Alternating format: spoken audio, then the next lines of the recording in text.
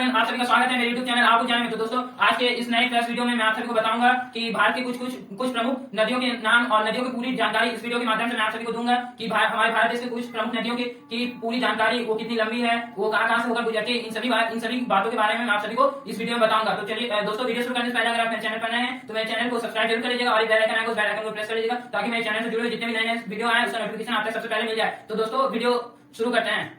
तो दोस्तों देखिए, मैंने यहाँ लिखा है भारत की प्रमुख नदियां। मैंने आपको शुरू में कहा था कि मैं आज आप सभी को भारत की कुछ प्रमुख नदियों के बारे में पूरी जानकारी दूंगा। तो देखिए, सबसे पहले मैंने लिखा है फर्स्ट नंबर सिंधु नदी, जो हमारे भारत देश में मौजूद है। सिंधु नदी, उसका दूसरा नाम मैंने इसे पॉइंट के रूप में बांटा है ताकि आप पॉइंट के जरिए बहुत जल्दी से और बहुत आसानी से समझ जाएंगे और याद कर पाएंगे। तो देखिए, मैंने सबसे पहले लिखा सिंधु नदी। सिंधु नदी का दूसरा नाम है इंडस नदी, जिसको हम लोग इंडस नदी के भी नाम से जानते हैं, सिंधु नदी। अब इसका उद्गम स्थल यानी कि ये कहां से स्टार्टिंग हुआ है, इस नदी का उद्गम स्थल शुरू कहां से हुआ, तो तिब्बत स्थित मानसरोवर झील। तिब्बत में एक जगह है मानसरोवर झील, उस जगह से सिंधु नदी शुरू हुई है, यानी उसका उद्गम स्थल है। अब उसका मार्ग यानी सिंधु नदी जो है वो कहां से होकर जाती है, तो तिब्बत, भारत तथा पाकिस्तान से होते हुए अरब सागर में मिल जाती है। यानी जो सिंधु नदी है वो तिब्बत से प्रारंभ होती है, तिब्बत से होते हुए भारत से फिर पाकिस्तान होते हुए अरब सागर में जाकर वो लास्ट में मिल जाती है। अब इसकी कुल लंबाई है 2880 किलोमीटर लगभग में, है ना, यानी कि 2880 किलोमीटर है इसकी लंबाई, इसकी कुल लेंथ। फिर भारत में इसकी लंबाई है 992 किलोमीटर। फिर इसकी सहायक नदी यानी सिंधु नदी में और कौन कौन सी नदी का मेल है, तो झेलम नदी, चेनाब नदी, रावी नदी, व्यास नदी एवं सतलज नदी। झेलम नदी, चेनाब, रावी, व्यास एवं सतलज, इन सभी नदी तो इसमें सहायक नदियां हैं। तो अब फिर उसके बाद मैंने सेकंड नंबर में मैंने लिखा गंगा नदी, जो हमारे भारत देश की सबसे लंबी नदी है। गंगा नदी जो जिसका उद्गम स्थल है गंगोत्री ग्लेशियर, जो उत्तराखंड में स्थित है। उत्तराखंड में गंगोत्री ग्लेशियर नाम से एक जगह गंगोत्री ग्लेशियर है, जिससे गंगा नदी का उद्गम होता है। अब संगम, गंगा नदी का जो संगम है यानी दो या दो से अधिक नदियों का मेल, उसका हम लोग संगम बोलते हैं। तो गंगा नदी और यमुना नदी का जहाँ संगम होता है वो इलाहाबाद में होता है, जिसको हम लोग संगम कहते हैं। फिर उसके बाद मार्ग यानी ये कहां से गुजरती है, तो दक्षिण पूर्व से होते हुए, भारत के जो दक्षिण पूर्व से होते हुए बांग्लादेश जो देश है, भारत का एक पड़ोसी देश है, बांग्लादेश में प्रवेश करती है। दक्षिण पूर्व से होते हुए बांग्लादेश में प्रवेश करती है और वहां ब्रह्मपुत्र में मिलकर समुद्र में मिल जाती है। बांग्लादेश में प्रवेश करने के बाद ब्रह्मपुत्र में से मिलकर समुद्र में मिल जाती है। फिर गंगा नदी का दूसरा नाम है पद्मा, जिसको हम लोग बांग्लादेश में, अगर जब गंगा नदी बांग्लादेश में जाती है तो बांग्लादेश में इसे पद्मा नाम से जाना जाता है, और ब्रह्मपुत्र से मिलने के बाद इसका दूसरा नाम हो जाता है मेघना।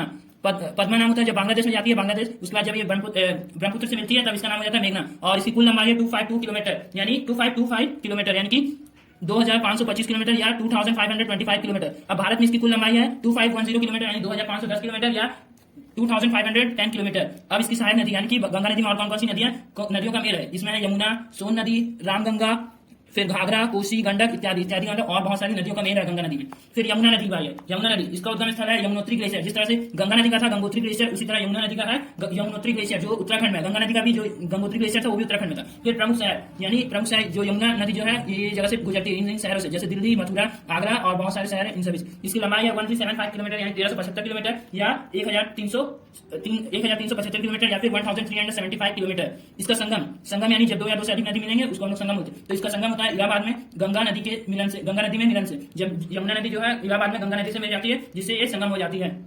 हाँ, तो इसके बाद आप देखिए यमुना नदी की सहायक नदी इसकी कौन कौन सी है, टोंस, चंबल, बेतवा, केन तथा काली सिंध आदि सहायक नदी यमुना नदी की इन सब है। फिर भारत की सबसे प्रदूषित नदी भी यमुना नदी को कहा जाता है। जिस प्रकार भारत की सबसे पवित्र नदी गंगा नदी होती है, उसी प्रकार भारत की सबसे प्रदूषित नदी यमुना नदी को माना जाता है। फिर इसके बाद है दामोदर नदी का उद्गम स्थल है प्लामू पहाड़ी, जो है छोटा नागपुर, यानी कि छोटा नागपुर के प्लामू पहाड़ी से उद्गम स्थल है दामोदर नदी का। और इसका मार्ग है झारखंड से होती हुई पश्चिम बंगाल में हुगली नदी में मिलन, यानी कि झारखंड से होती हुई पश्चिम बंगाल में जाती है, फिर पश्चिम बंगाल के हुगली नदी में इसका मिलन यानी मेल हो जाता है, मिल जाती है ये दामोदर नदी। और छोटा नागपुर जो है ये झारखंड में स्थित है, शायद अगर आप सभी को नहीं पता है तो। फिर इसका दूसरा नाम यानी कि दामोदर नदी का दूसरा नाम है शेख नदी, जिसको हम जब पश्चिम बंगाल में जाती है तब इसको शेख नदी के नाम से जाना जाता है, शोक नदी के नाम से जाना जाता है पश्चिम बंगाल। फिर इसके बाद ब्रह्मपुत्र नदी जो जिसका उद्गम स्थल है मानसरोवर झील, जो तिब्बत में स्थित है। तिब्बत में मानसरोवर झील से ब्रह्मपुत्र नदी का उद्गम स्थल है। फिर इसका ब्रह्मपुत्र का दूसरा नाम है सांगपो, जब ये तिब्बत में रहती है तब इसका नाम होता है सांगपो। फिर ये अरुणाचल प्रदेश यानी कि जब भारत के अरुणाचल प्रदेश में पहुंची तब इसका नाम होता है दिहांग।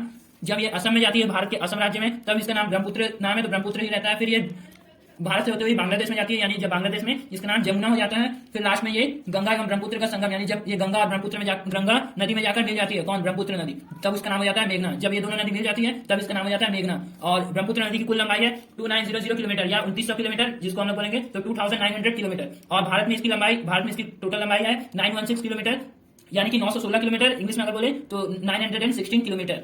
अब लास्ट आता है नर्मदा नदी जिसका उद्गम स्थल है अमरकंटक की पहाड़ी। अमरकंटक का नाम आप सभी ने सुना होगा, तो अमरकंटक की पहाड़ी जो है मध्य प्रदेश का विंध्याचल पर्वत है, वहां पास अमरकंटक की पहाड़ी है, वहां से नर्मदा नदी का उद्गम होता है, यानी वहां से वो स्टार्ट होती है नर्मदा नदी। फिर लंबाई, अब इसकी लंबाई है 1312 किलोमीटर, यानी कि 1312 किलोमीटर या 1312 किलोमीटर। अब इसका मार्ग जो है उद्गम स्थल यानी कि इसका जो रास्ता है ये नर्मदा नदी कहां से कहां तक जाती, तो इसका उद्गम स्थल से स्थित पश्चिम दिशा, यानी जहां उद्गम स्थल है यानी अमरकंटक की पहाड़ी, वहां से वो पश्चिम दिशा की ओर होती हुई गुजरात के, जो भारत में स्थित एक राज्य है गुजरात, गुजरात के भड़ौच के निकट खंबात की खाड़ी जो गुजरात के भड़ौच के सामने स्थित है, खंबात की खाड़ी में जाकर ये मिल जाती है, या वहां जाकर गिर जाती है और वहां जाकर नर्मदा नदी का अंत हो जाता है। इसके बाद ये समुद्र में जाकर मिल जाती है।